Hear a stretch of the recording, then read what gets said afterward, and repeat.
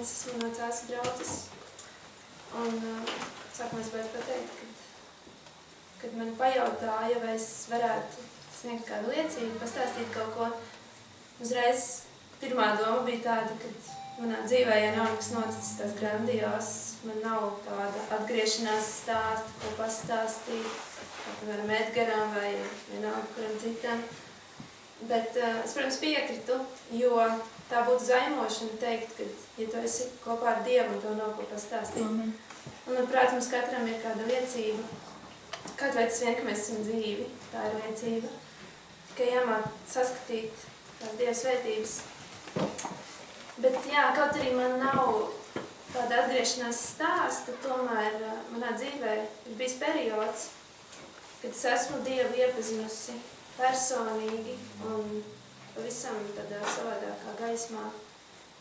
Un tas notika pagājuši gadu, kad es devos uz ilgāku laiku projām no mājām uz ārzemēm mācīties apmaiņas studijās. Un, protams, pirms došanās es domāju, kā būs projām no mājām. Pilnīgi neviens, visi galīgi nepazīstami cilvēki. Neviena kristieša drauga, īstenībā pilnīgi neviena drauga, kas ir pilnīgi sveši citā vietā. Bet es domāju, ka viss būs kārtībā, man ir stipra ticība, un es esmu ar Dievu, un, protams, viņš palīdzēs, viss būs kārtībā.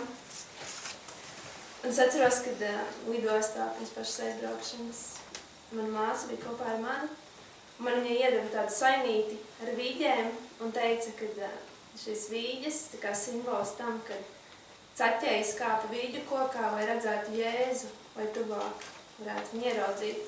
Un es tev novēlu, ka tu šajā ceļojumā, šajā laikā, tu Jēzu ieraudzītu tuvāk. Un es tā domāju, jā, interesanti, kā tas varētu būt, un jā, labi. Un tad es ierados pilsētā, viss bija svešs, pilnīgi nevienu cilvēku nepazinu nevienu. Par laimi es atradu draudzi jau pirmajā dienā. Sestdienā aizgāju arī, viss ļoti jauki. Tur nebija daudz jauniešu kā mums šeit, tur varbūt bija kāds viens vai divi jaunieši. Tie paši nebija vietējie, bet arī apmaiņas studenti. Un, protams, tas bija ļoti jauki, bet tās ir tikai kādas 3 stundas visā nedēļā, ko tu pavadi draudzē. Un visā pārējā laikā pilnīgi tu esi izraucis no savas ierastās ticīgās vides. Nav neviena, pie kura tu varētu aiziet, parunāties tā no sirds, neviena, kurš tevi atbalsta. Un, protams, tie draugi, kas Latvijā, tas viss ir, bet tas ir savādāk. Un es lūdzu Dievam, lai viņš man dod kādu draugu, ar kuru es varētu tā normāli no sirds parunāties. Un viņš uzklausīja manu lūgšanu, un es iepazinos ar kādu meiteni, kur arī bija mana studiju biedrene, arī kristiete. Viņa nebija adventista, bet tam nav nozīmes. Un paldies Dievam par to, ka viņa bija kopā ar mani un varēja mani stiprināt. Bet neskatoties uz to, protams, gāja visādi, bija visādas arī cīņas, ietekmes no malas, no draugiem, pasaulīgiem. Nebija grūti, nebija viegli, bet arī šajā laikā es iemācījos netiesāt cilvēkus, jo bieži vien es varbūt to, ka tā nepamanu sevi, bet mēs kaut kā tomēr tiesājam tos, kuri nav ticīgi un kuri nav kristieši. Mēs domājam, kā viņš tur var tā darīt vai tā. Un es iemācījos arī to. Un vēl kāda, tieši šajā laikā, ko Dievs kādā veidā atbildēja manas lūgšanas, man saprota ciemos mana māsa, un viņa atveda līdzi pagājušā gada rīta sveicienu. Jūs iespējams atceraties, bija tāda grāmata ticība, kas darbojas. Un viņa arī atstāja man šo grāmatu un sāka nosīt. Un īstenībā tur es pavisam savādāk atklāju Dievu.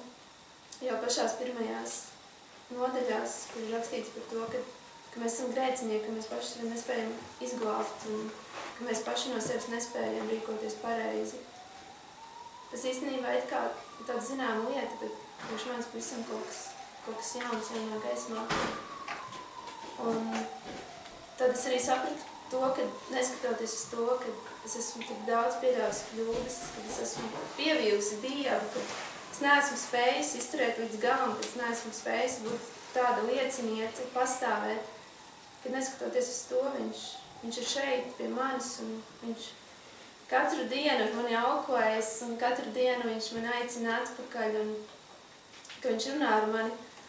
Un īstenībā tieši šie brīži, kad nebija apkārt neviena cita cilvēka, bija tikai es un Dievs, un es lasīju un es lūdzu, un es sajūtu, kā viņš individuāli par mani rūpējas, un kad es neesmu viņam vienaldzīga, un kad viņš tiešām, tā kā es varētu izlasīt vienu rakstvietu, no 2. Mūzes 34. nodaļas 6. panta, tur ir rakstīts par Mūzes un Dieva satikšanos, un tur rakstīts, un tas kungs gāja viņam garām, un viņš sauca, tas kungs, apžēlošanās un žēlstības Dievs, pacietīgs un bagāts žēlstībā un uzticībā.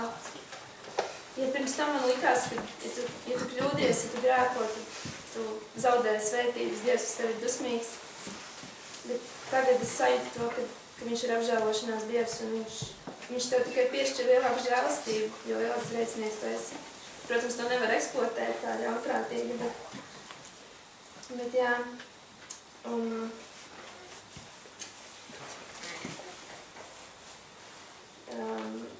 jā, vēl ir kāda rinda no, manuprāt, tā ir grāmata Ceļš pie Kristus, kur ir rakstīts, ka mums nav jāgaida svētāks noskaņojums, un mēs nāktu pie Kristus.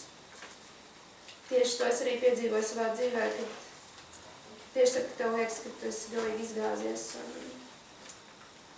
Tur jānāk pie Kristus tieši tajā brīdī, jo viņš jebkuru defektu var pārvērst par efektu. Es ticu, ka viņš to ir izdarījis. Un vēl kāda rinda, ko es izlasīju tieši no tās grāmatas, ticība, kas darbojas, ir, ka Dievs savā žēlstībā mums ieliek dažādos apstākļos, lai mēs paši uzzinātu patiesību par sevi. Iespējams, pirms mēs esam nonākuši dažādās situācijās, mēs domājam, ka viss ir kārtībā. Man kristiešu dzīve, viss vienkārši ir ideāli, ka man labāk, bet Dievs, viņš tiešām rūpējas par mums, par katru, un viņš dara visu. Kā saka, ka tiem, kas Dievu mīl, visas lietas nāk par labu. Un jā, tas ir viss. Paldies!